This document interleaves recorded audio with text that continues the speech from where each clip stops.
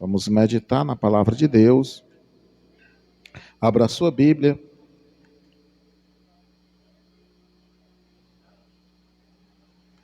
Abra a sua Bíblia.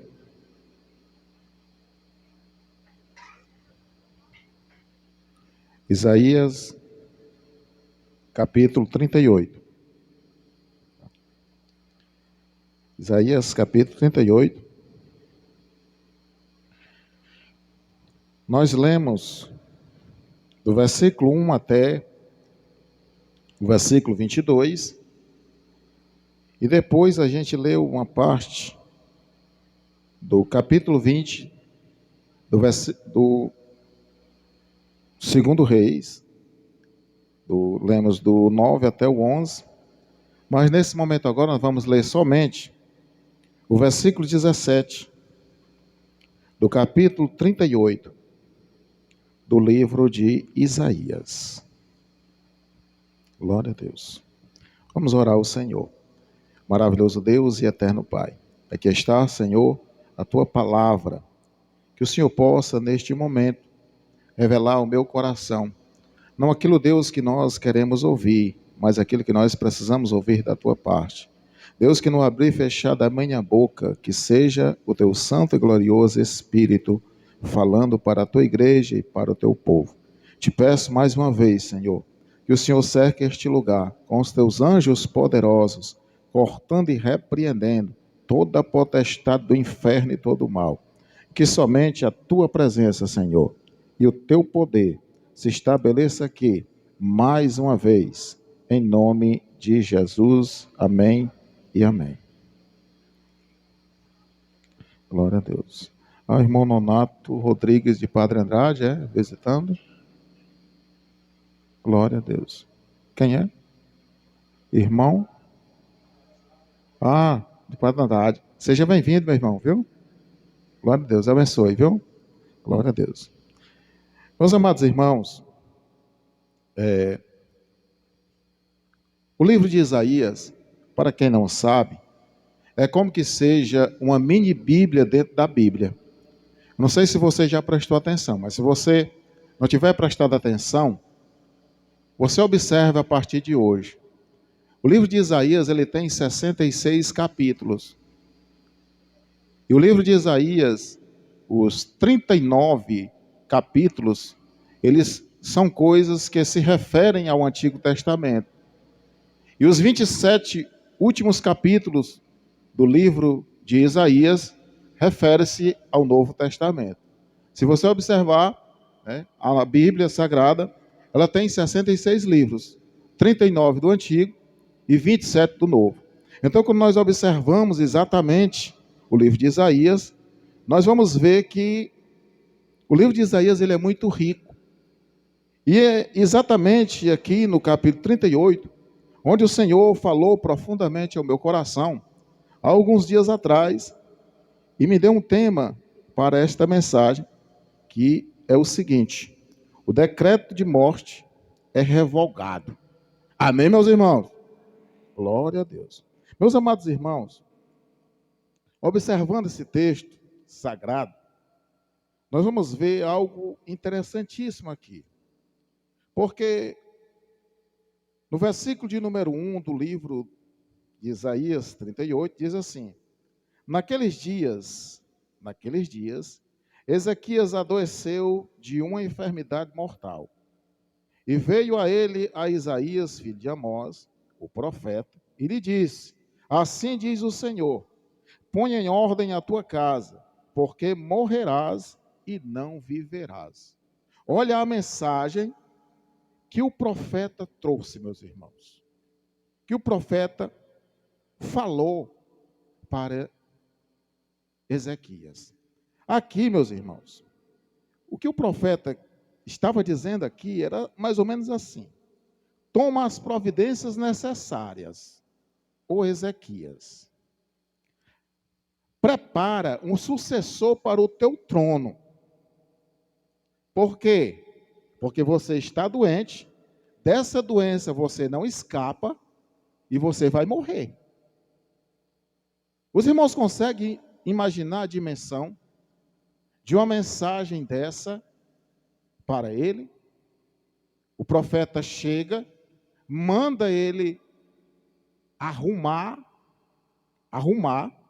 providenciar alguém para lhe suceder, arrumar o palácio, arrumar a casa, porque ele estava doente. Daquela doença, ele não iria escapar e, possivelmente, daquela doença, ele iria morrer. Então, isso me chamou muita atenção, meus irmãos. Muita atenção. Porque esse mesmo texto aqui, ou praticamente o mesmo, nós vamos encontrar no 2 Reis.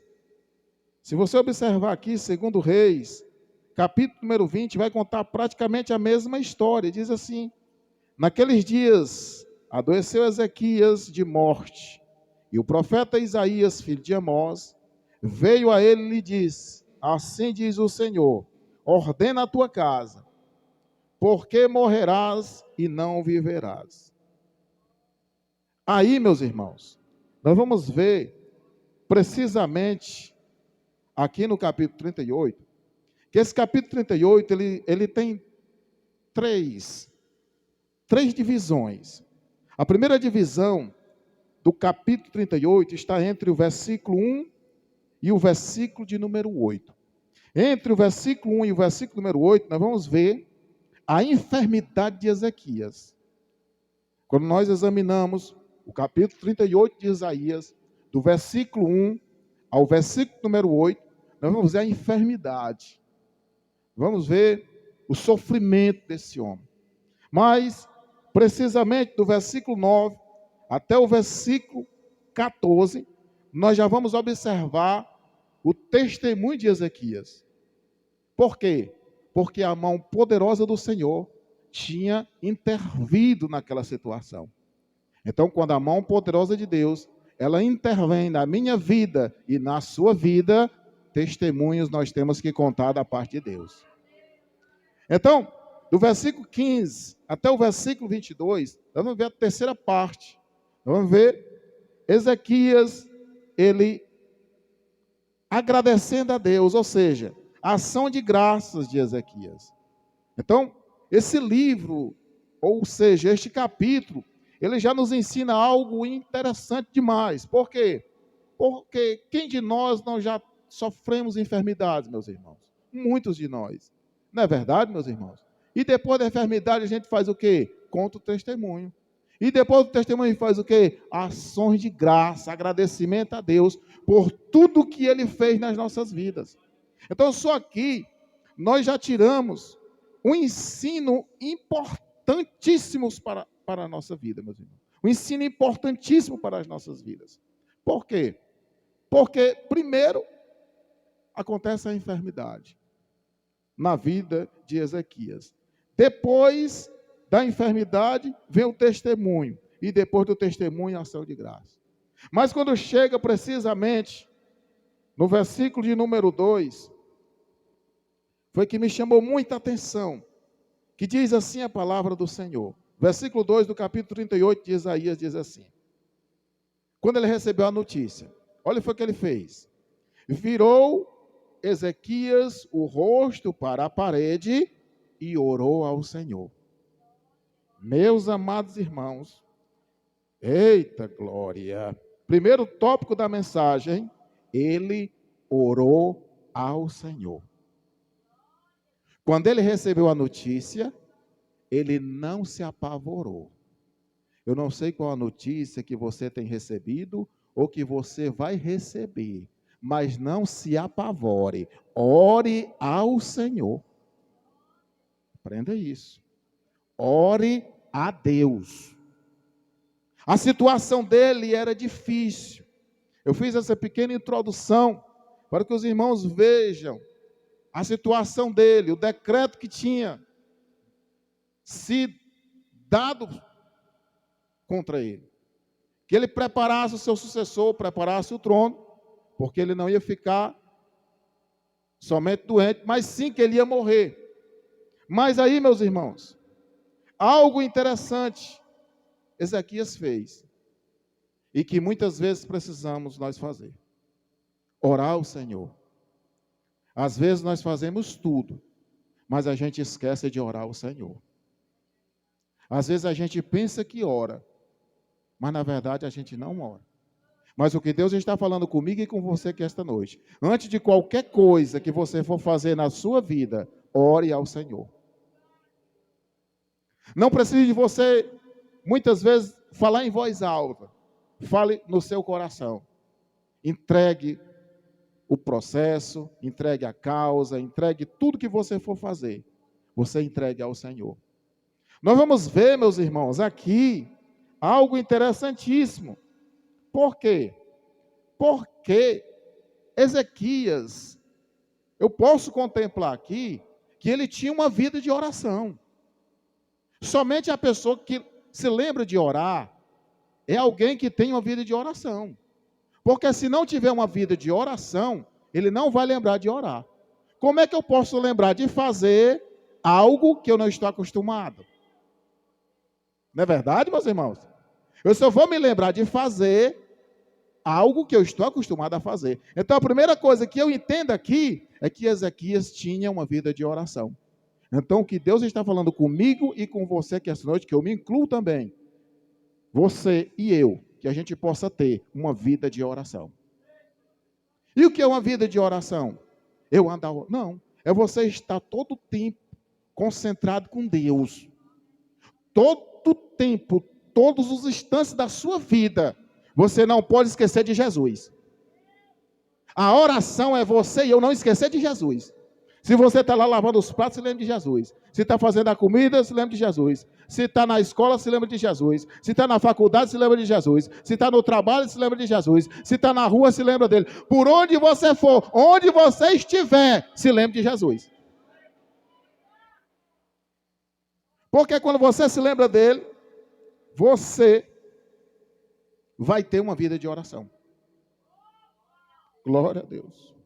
Meus amados irmãos e irmãs, as piores coisas que possam vir contra nós, elas não virão, se nós tivermos uma vida de oração. Imagina, as piores coisas que possam acontecer comigo e com você, se nós tivermos uma vida de oração, essas coisas são paradas. E quem é que para, pastor? O anjo? Não. Quem é que para? O próprio Deus para. O próprio Deus ordena. O próprio Deus ordenou. Quando Ezequias orou, o próprio Deus, ele interveio na sua palavra. Meus amados irmãos, eu estava vendo, quando Deus me entregou esse tema, revogado. O decreto de morte é revogado. Revogado significa tirar o efeito. Deus tinha falado, e ao mesmo tempo ele tirou o efeito daquilo que ele tinha falado. Porque Ezequias tinha uma vida de oração. Como é importante, meus irmãos, nós termos uma vida de oração diante do Senhor. Falo de mim mesmo. Quantas vezes zombavam de mim, porque eu vivia no circo de oração com as irmãs. Não perdi um circo de oração no começo da minha fé. Nasci dentro da fé, dentro do circo de oração, não perdia um. 3 anos e meio, todas as segundas-feiras, dentro do circo de oração. Só eu com aquele batalhão de mulheres, irmão Israel. E alguém dizia, zombando de mim, olha aí, bendita sois entre as mulheres. Zombando, irmãos. Eu passava nos bancos da igreja, ficava, olha aí, irmão da oração. Sabe o que foi que eu fiz? Tô nem aí. Eu dizia, tô nem aí. Olha o que deu, meus irmãos. Olha o que deu. Do irmãozinho do circo de oração, o Senhor achou graça, fez dele um pastor.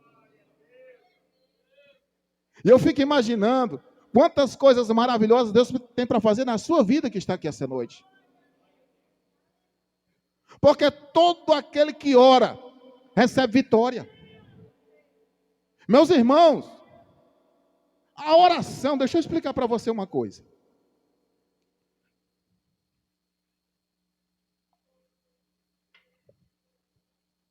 Deus, olha para mim para você entender. Deus, ele está lá no alto e sublime trono. E ele envia os seus anjos. O que são anjos? Anjos são espíritos ministradores. São seres espirituais que trabalham a serviço de Deus ao nosso favor. Anjo é espírito. Tá certo, meus irmãos? Amém? Glória a Deus. Então, anjo para habitar aqui, ele entra no corpo. Assim como os demônios entram também. Certo? Só que são anjos de Deus. Não sei se isso já aconteceu com você, mas comigo já apareceu pessoas assim do nada e me ajudou em determinada situação que eu olhei assim e disse, pronto, só pode ser Deus nesse negócio. Pois os anjos, eles se manifestam assim, a serviço de Deus a nosso favor. E o que é que a oração faz? A oração, presta atenção para você aprender, a oração ela faz a ponte. Por onde os anjos trafegam com as nossas bênçãos e as nossas vitórias. Diga para quem está ao seu lado, vale a pena orar. Eita glória! Quando você ora, os anjos, ó. Aí olha da coluna e diz, pô, não estou entendendo. Como é que pode, rapaz? Aquela irmã está sendo abençoada e eu aqui só? Pois é, a irmã está orando, está criando a ponte e os anjos passando por cima, só entregando, ó, por cima dos incrédulos. Os incrédulos embaixo só olhando assim e o anjo passando. Eita glória! Meus amados irmãos, isso é algo maravilhoso. Ó, vamos lá. Versículo de número 3. Diz assim a palavra do Senhor, versículo 3 do capítulo 38. E diz, olha a oração dele, irmãos, como foi curta. Diz assim, ó Senhor, lembra-te e peço-te de que andei diante de ti em verdade, e com um coração perfeito, e fiz o que era reto aos teus olhos. E chorou Ezequias muitíssimo. Pronto. A enfermidade era grave. Ezequias não estava podendo nem se levantar. Então ele só virou na cama assim de lado. Encostou o rosto para a parede e orou. Mas se você observou aqui, meus irmãos, 3 coisas essenciais aconteceu nessa oração de Ezequias. E nós precisamos aprender para a gente poder, botar nossa oração para funcionar. Primeiro, se você observou aqui, ele diz, lembra-te de que andei diante de ti em verdade. Ezequias não mentia. Ezequias falava a verdade. E o diabo, ele faz de tudo para a gente mentir. Hoje nós mentimos. Mentimos. Se você puxar na memória aí, você mentiu. Eu também menti. Amanhã ele vai fazer você mentir mais. E depois mais. E depois mais de novo. Até chegar ao ponto de você se afastar da presença de Deus por causa da mentira. Porque a única coisa na Bíblia que ele é pai é da mentira. A Bíblia diz que ele é pai da mentira, o Satanás. Então ele vai fazer de tudo para você mentir. E eu mentir também. Então quando você mentir, corra logo para os pés de Jesus e vá orar. E não vai dizer assim, Senhor, perdoa por aquela... Não, você vai confessar a Deus. Você vai dizer, Senhor, foi esse negócio aqui mesmo, essa situação aqui. Essa oração que você tem que fazer dentro de um quarto. Certo? A oração ao público é uma, a oração dentro do quarto é outra. É exatamente essa oração, quando você vai falar suas verdades para Deus. Diz, Senhor, eu menti realmente nesse negócio aqui. Mas eu quero pedir força ao Senhor, para mim não mentir mais, para me continuar, Senhor, fazendo o que é correto, o que é reto diante de Ti. E Deus vai te dar força, meu irmão. Deus vai te dar força, minha irmã. Primeira lição que eu aprendo aqui, nesse versículo número 3. Ele, conversando com Deus, ele diz, lembra-te de que andei diante de ti em verdade. A gente pode também pensar na palavra aqui, meus irmãos. Ezequias era alguém que andava com a palavra de Deus. Era alguém que tinha a palavra no seu entendimento. Era alguém que fazia as coisas corretas diante do Senhor. Meus amados irmãos, aí nós vamos ver a terceira coisa aqui. Olha, meu Jesus. Primeiro, ele diz: lembra-te de que andei diante de ti em verdade. Segundo, sempre tive um coração perfeito. Meus amados irmãos, isso é muito importante. Quando a Bíblia fala de coração, os irmãos têm que entender. O Antigo Testamento foi escrito no hebraico. O Novo Testamento é escrito no grego. Então tem todo um fundo de linguagem como os judeus pensam. Quando na Bíblia fala de coração, está falando de mente. Amém, meus irmãos? Coração é mente, cabeça, pensamento. Então aqui, Ezequiel estava dizendo: sempre tive um pensamento perfeito. Pensamento correto. Alguém pensa que Deus revogou essa sentença por acaso, mas não, meus irmãos. Se você observou aqui a oração dele, é porque Ezequias tinha crédito com Jeová. Então, quando nós fazemos as coisas corretas diante de Deus, nós temos crédito com Jesus. E a coisa boa é a gente ter crédito com aquele que tudo pode fazer por nós. Se você tem crédito, imagina você com crédito, hein? Com a maior loja ali do Norte Shopping, do Rio Mar, aí você chega lá e compra o que você quer. Porque você tem crédito, tem mufunfa para pagar, hein? Glória! Diga assim, glória! Pronto, irmão, glória! Agora imagina você com crédito, com aquele que tudo pode fazer por você. Hein? Me diz, se tem cão para ficar de pé diante de você? Se tem capeta que possa conseguir se revoltar, pode até se revoltar, mas vai ralar o focinho na terra em nome de Jesus. Porque você tem crédito. Então, nós podemos observar que ele tinha crédito, meus irmãos. Sempre tive um coração perfeito. Terceiro ensino que nós podemos tirar desse versículo número 3. E fiz o que era reto aos teus olhos. Olha que coisa maravilhosa, meus irmãos. Esse negócio de fazer coisas retas aos olhos do Senhor é quando você, marido, não está na frente da esposa, nem a esposa na frente do marido. Eita, Jesus. Quando o filho não está na frente do pai, nem da mãe. Quando o patrão está longe. Quando o supervisor está longe. Eita, Jesus. Quando está só você na rua, passando, hein? Aí vem aquelas sujeitas lá assim. Aí você, a esposa não está aqui, então vou. Hein? Hein? Está pensando que Jesus não está vendo? Está vendo não, é? Eita glória! Aleluia! As bichonas cheias de cãozão nos couros. E você fica olhando. Mas Jesus está vendo. Jesus está vendo! É. E a mulher também não escapa, não. Às vezes passa aqueles camaradas assim, né? Com os peitos de pombo. Né? Aquelas camisetas assim, toda. As mulheres. Pois é, irmão. O negócio é sério. Aqui o texto diz que ele fez o que era reto aos olhos do Senhor. Certa vez eu vi um pregador dizer, eu achei interessante isso demais. Ele disse que Deus, ele vê um ponto preto em cima de uma mesa com toalha preta no quarto escuro. Imagina aí, meus irmãos.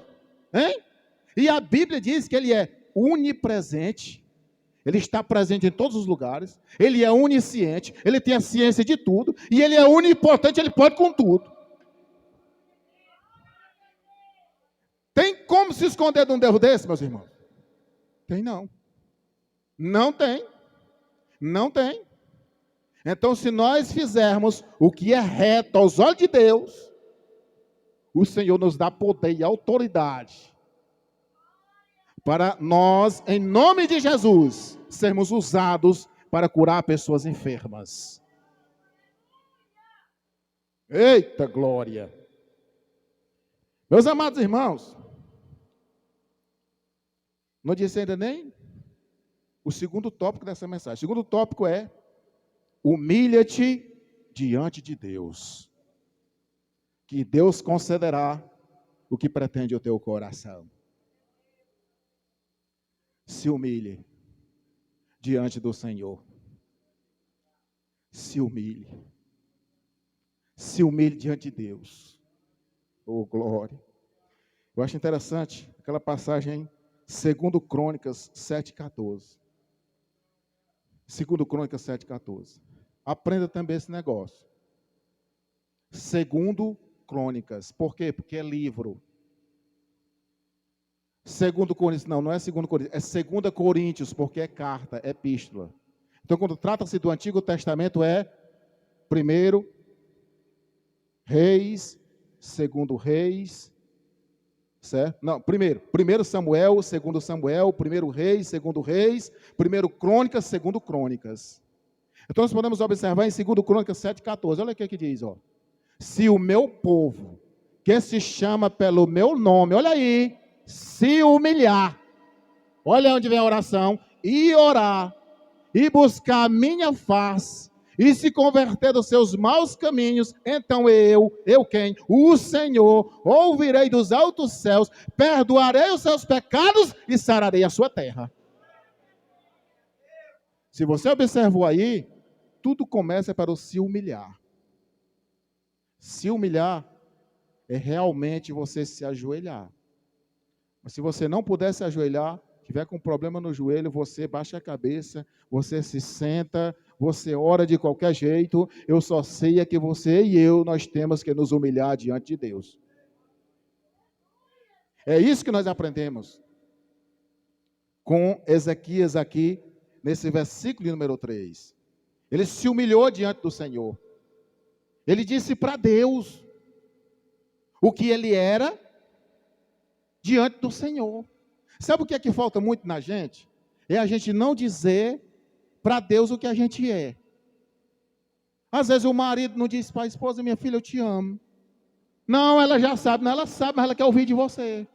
Então Deus, Ele sabe o que você quer, o que eu quero, o que você pretende, o que eu pretendo, o que você necessita, o que eu necessito, o que é bom para mim, o que não é. Mas Ele quer ouvir da minha boca e da sua boca o que é que você quer. Você tem que dizer. Você tem que dizer. Você tem que dizer. Sabia que muitos casais se separam exatamente por causa disso? O marido não diz para a esposa que ama ela. Não, ela já sabe. Ela já sabe. Tu já disse? Nunca nem disse, como é que ela sabe? Ela quer ouvir. Hoje eu já disse umas 3 vezes, não foi, Sandro? Umas 3 vezes hoje. Glória a Deus. Meus irmãos, isso é muito sério. Ei, são nas pequenas coisas que Jesus opera. Eita glória! Às vezes a gente pensa que Jesus vai operar numa gigante, num negócio. Viu lá o profeta, pensando que vinha no terremoto, que vinha no fogo, que vinha e tal, e tal, e tal, e tal. Aí Deus apareceu naquela voz suave. Oh glória! Naquela brisa. Isso significa que Deus opera nos mínimos detalhes das nossas vidas. Aleluia. Versículo 17. Versículo 17, que foi o versículo que eu li, e esse versículo foi que me chamou muita atenção. Acho que eu passei umas 3 horas só meditando nesse versículo. Diz assim o versículo 17. Eis que para minha paz eu tive em grande amargura. Tu, porém, tão amorosamente abraçaste a minha alma, que não caiu na cova da corrupção, porque lançastes por trás das tuas costas todos os meus pecados. Eita Jesus amado, glória, glória, glória a Deus. Meus amados irmãos,